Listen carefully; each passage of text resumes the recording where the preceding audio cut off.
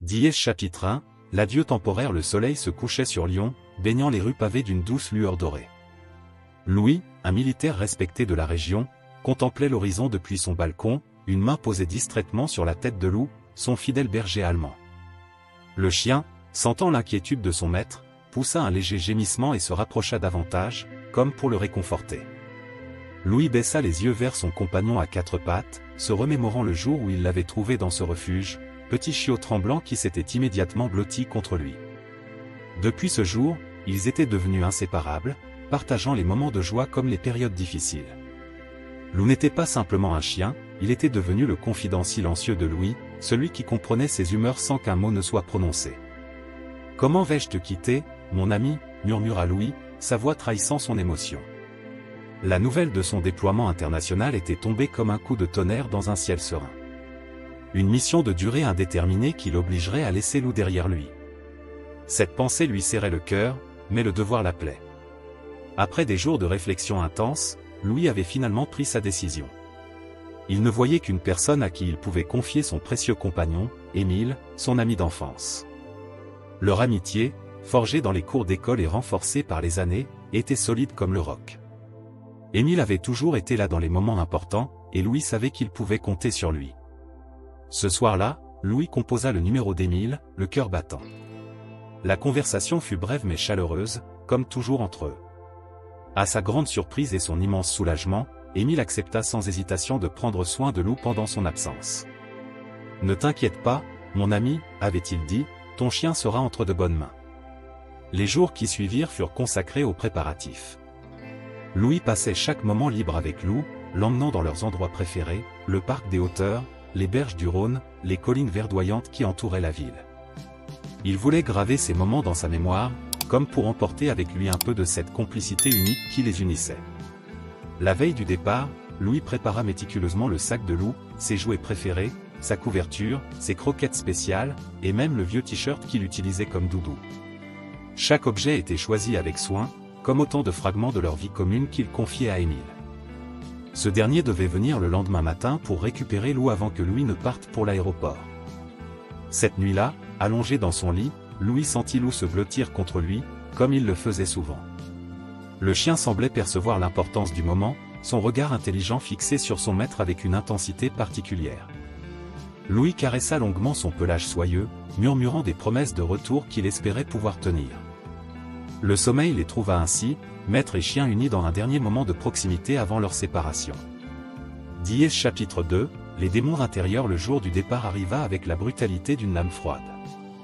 Émile se tenait devant son miroir, les mains tremblantes, tentant de maîtriser l'angoisse qui montait en lui comme une vague. Il n'avait pas dormi de la nuit, tourmenté par des souvenirs qu'il croyait avoir enterrés depuis longtemps.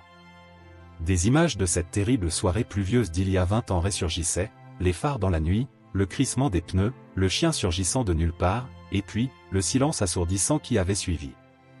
En acceptant de garder Lou, Émile n'avait pas eu le courage de révéler à Louis la vérité sur son passé.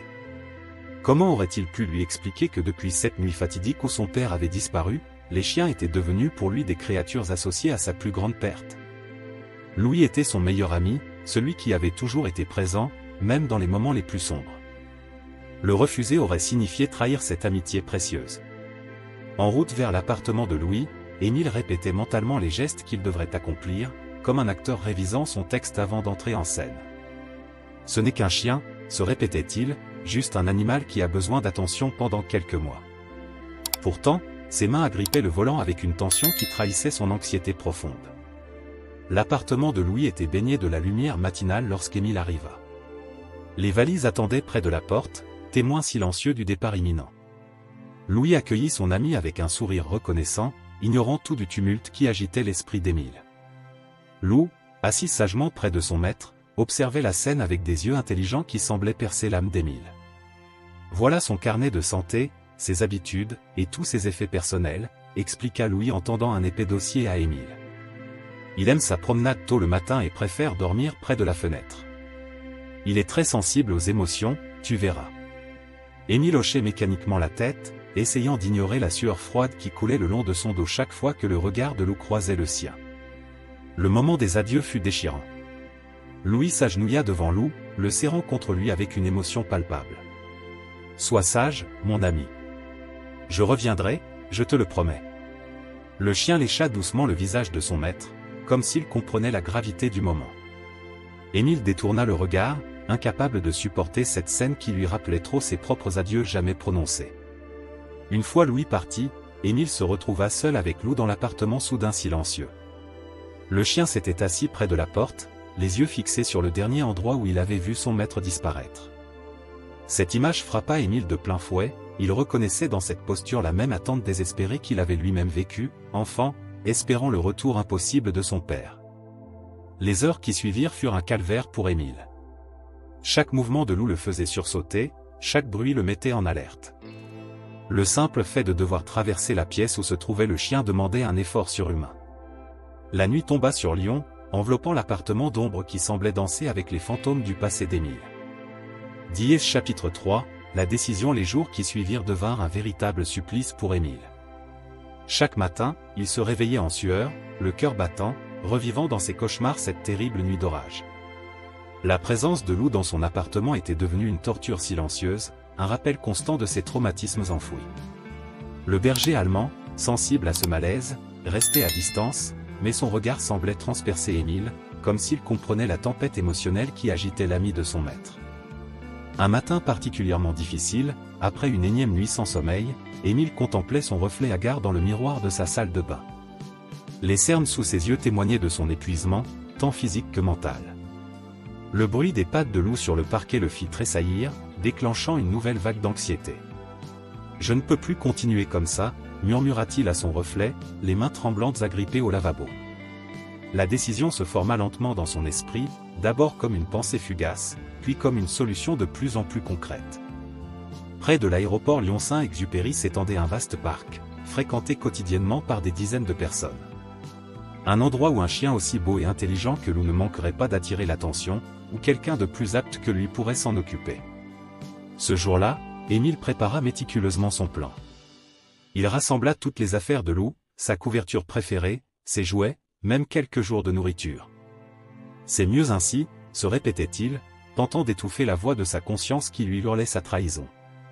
Il trouvera quelqu'un qui saura vraiment prendre soin de lui. Le trajet jusqu'au parc fut ponctué par le regard confiant de Lou dans le rétroviseur, rendant chaque kilomètre plus difficile que le précédent. Le chien, habitué aux promenades en voiture avec Louis, semblait presque joyeux, ignorant le destin que lui réservait son gardien temporaire. Cette confiance aveugle ne faisait qu'accentuer le poids de la culpabilité sur les épaules d'Émile. Arrivé au parc, Émile choisit un endroit fréquenté, près d'un banc où des personnes âgées avaient l'habitude de nourrir les oiseaux. Ses mains tremblaient tandis qu'il attachait la laisse de Lou à un arbre, déposant près de lui le sac contenant ses affaires. Le berger allemand le regardait avec curiosité, remuant doucement la queue, comme s'il attendait le début d'un nouveau jeu. « Pardonne-moi » murmura Émile, la gorge serrée par l'émotion. Il caressa une dernière fois la tête de Lou, évitant son regard intelligent qui semblait lire en lui comme dans un livre ouvert. Puis, rassemblant tout son courage, ou peut-être sa lâcheté, il tourna les talons et s'éloigna d'un pas rapide, ignorant le gémissement interrogateur qui s'éleva derrière lui. Ce n'est qu'une fois dans sa voiture, les mains crispées sur le volant, qu'Émile laissa échapper un sanglot étranglé. À travers ses larmes, il aperçut dans son rétroviseur la silhouette de Lou qui s'était mise à aboyer, comme pour le rappeler. Cette image le poursuivrait longtemps, celle d'un chien fidèle, abandonné par celui qui avait promis de le protéger. Diès chapitre 4, l'espoir a des ailes. Les premiers instants après le départ d'Émile, Lou resta immobile, les yeux fixés sur la direction où la voiture avait disparu. Son instinct lui disait que quelque chose n'allait pas. Les heures passèrent, et la réalité de sa situation commença à s'imposer. Guidé par son flair extraordinaire et une détermination inébranlable, Lou se mit en route, suivant une odeur familière qui le ramenait à son dernier souvenir de Louis, l'aéroport. Le trajet fut long et épuisant, mais Lou avançait avec une résolution inébranlable. Son pelage, autrefois impeccable, était maintenant couvert de la poussière du chemin. Pourtant, il gardait cette allure noble qui le caractérisait, cette dignité innée qui attirait immanquablement les regards. Après des heures de marche, les premières lumières de l'aéroport Lyon-Saint-Exupéry apparurent à l'horizon, comme un phare dans la nuit. Madeleine Dubois, directrice de la sécurité de l'aéroport depuis 15 ans, remarqua immédiatement la présence du berger allemand. Ce n'était pas un chien errant ordinaire. Sa posture, son regard intelligent, et surtout la façon dont il observait chaque avion qui décollait ou atterrissait, tout cela intriguait la directrice. Elle le surveillait à travers les caméras de sécurité, notant comment il s'installait chaque soir près de l'entrée principale, comme s'il montait la garde. Il attend quelqu'un, confia Madeleine à son équipe lors d'une réunion matinale. Regardez comme il scrute chaque visage qui passe.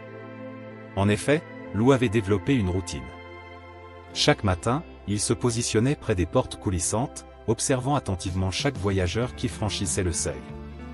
Son comportement était si régulier que les employés de l'aéroport commencèrent à s'organiser pour lui apporter de l'eau et de la nourriture. Un jour, une scène particulière attira l'attention de tous. Une jeune femme, visiblement bouleversée après avoir raté son vol, s'était effondrée sur un banc, en larmes. Lou, qui n'approchait généralement personne, se leva de sa place habituelle et s'avança doucement vers elle. Avec une délicatesse surprenante, il posa sa tête sur ses genoux, levant vers elle des yeux emplis de compassion. La jeune femme, d'abord surprise, finit par sourire à travers ses larmes, trouvant du réconfort dans cette présence inattendue. Cette scène marqua un tournant. Madeleine, touchée par cet acte de pure empathie, décida d'en savoir plus. Elle contacta un vétérinaire local pour vérifier si le chien portait une puce électronique. Il s'appelle Lou, annonça le vétérinaire après lecture du microchip, et il appartient à un certain Louis Mercier. Les tentatives pour joindre Louis restèrent vaines, mais au moins, maintenant, le mystérieux chien avait un nom. La présence de Lou devint rapidement une source de réconfort pour tous à l'aéroport. Les enfants fatigués trouvaient en lui un compagnon de jeu patient, les voyageurs anxieux une présence apaisante. Même les agents de sécurité s'étaient habitués à sa présence, le considérant comme un membre non officiel de leur équipe. Madeleine avait même fait installer un petit coin confortable pour lui près du poste de sécurité, avec un panier et des couvertures. Dièse chapitre 5, le poids de la conscience. Les semaines passèrent, et la culpabilité rongeait Émile comme un poison lent. Chaque nuit, il se réveillait en sursaut, hanté par le regard confiant de Lou lors de leur dernière rencontre. Son appartement, autrefois refuge contre ses peurs, était devenu une prison où résonnait le silence accusateur de sa trahison. Les objets que Louis lui avait confiés pour Lou, la gamelle, le collier, les jouets, semblaient le fixer avec reproche. Un matin, en feuilletant distraitement le journal local, son cœur s'arrêta net. Là, en première page des actualités locales, un article titrait « Le gardien fidèle de l'aéroport Lyon-Saint-Exupéry ». La photo montrait Lou, assis dignement près de l'entrée principale, son regard toujours aussi noble malgré l'adversité. L'article détaillait comment ce mystérieux berger allemand était devenu la mascotte non officielle de l'aéroport, apportant réconfort aux voyageurs et inspiration aux employés. Émile lut et relut l'article, ses mains tremblant de plus en plus à chaque passage. Les témoignages s'enchaînaient, une mère racontant comment Lou avait calmé son enfant anxieux, un agent de sécurité décrivant sa présence apaisante lors des nuits agitées, une directrice nommée Madeleine Dubois évoquant sa quête pour retrouver le propriétaire du chien. Chaque mot était comme un coup de poignard dans la conscience d'Émile. Poussé par un mélange de remords et de curiosité douloureuse, Émile se rendit à l'aéroport. Dissimulé derrière une colonne, il observa Lou. Le chien était là, exactement comme sur la photo, surveillant les allées et venues avec une attention particulière. Son pelage, bien qu'un peu ébouriffé, brillait sous les lumières de l'aéroport, témoignant des soins que le personnel lui prodiguait. Pendant qu'il observait, une scène particulière le frappa. Une femme âgée, visiblement désorientée, tournait en rond près des panneaux d'affichage. Lou se leva calmement de sa place habituelle, s'approcha d'elle et, doucement, la guida vers le bureau d'information. Ce simple acte de bienveillance fit monter les larmes aux yeux d'Émile. Ce chien qu'il avait abandonné par peur continuait à aider les autres, dépassant sa propre souffrance pour apporter du réconfort. L'histoire de Lou commença à se répandre sur les réseaux sociaux.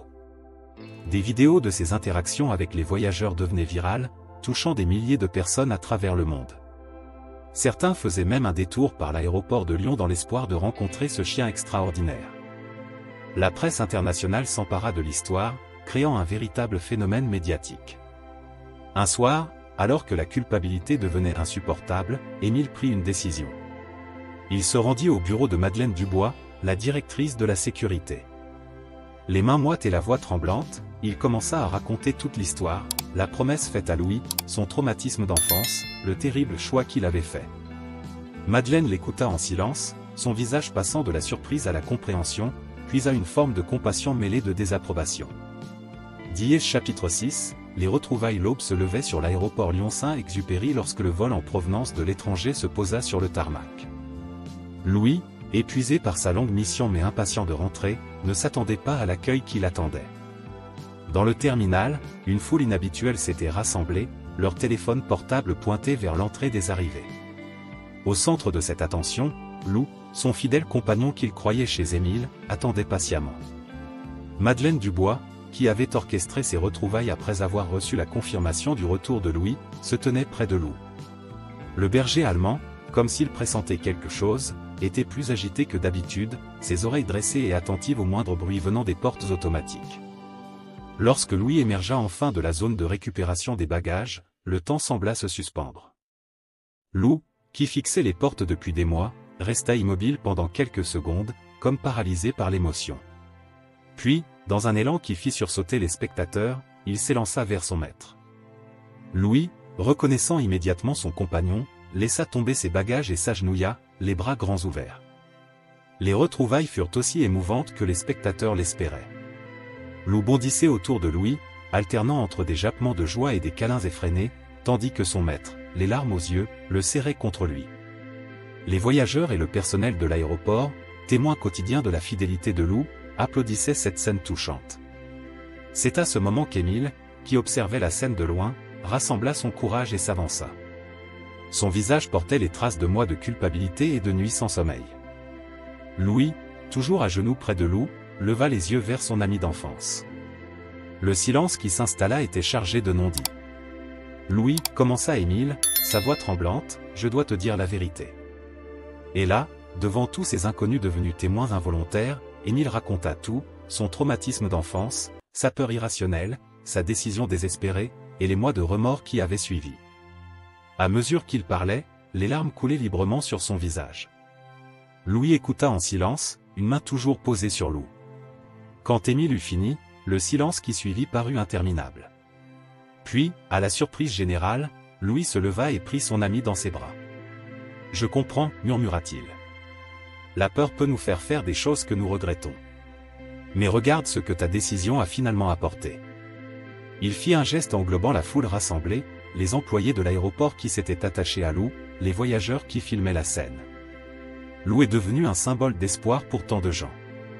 Parfois, nos plus grandes erreurs peuvent mener à quelque chose de beau. Madeleine s'avança alors, tenant un dossier rempli d'articles, de photos et de témoignages sur l'impact que Lou avait eu sur la vie de l'aéroport. Elle proposa que Lou continue à venir régulièrement, devenant officiellement la mascotte de l'aéroport. « Il a trouvé sa vocation ici, » dit-elle en souriant. « Il apporte du réconfort à ceux qui en ont besoin, comme il l'a toujours fait avec toi, Louis. » Cette proposition marquait le début d'une nouvelle histoire. Louis accepta, comprenant que son fidèle compagnon avait trouvé une nouvelle mission. Quant à Émile, le pardon de Louis et l'exemple de Lou l'aidèrent à commencer son propre chemin de guérison, apprenant petit à petit à surmonter ses peurs grâce à la présence apaisante de celui qui l'avait un jour abandonné. Ainsi, l'histoire de Lou, le chien fidèle de l'aéroport de Lyon, devint bien plus qu'une simple histoire d'attente et de retrouvailles. Elle devint un symbole d'espoir, de pardon et de rédemption, rappelant à tous que l'amour et la loyauté peuvent transformer même nos plus grandes peurs en occasion de grandir. Chers auditeurs, nous espérons que l'histoire de Lou, Louis et Émile vous a touché. Pour continuer à suivre des récits aussi émouvants, nous avons préparé une playlist spéciale avec des histoires tout aussi captivantes. Vous la trouverez en cliquant sur le lien à gauche. Si cette histoire vous a ému, n'oubliez pas de vous abonner à notre chaîne et de laisser un « j'aime » à cette vidéo. Chaque jour, nous partageons des histoires uniques qui explorent la complexité de la vie et des relations humaines. Ne manquez pas nos prochains contenus. Nous attendons vos commentaires avec impatience.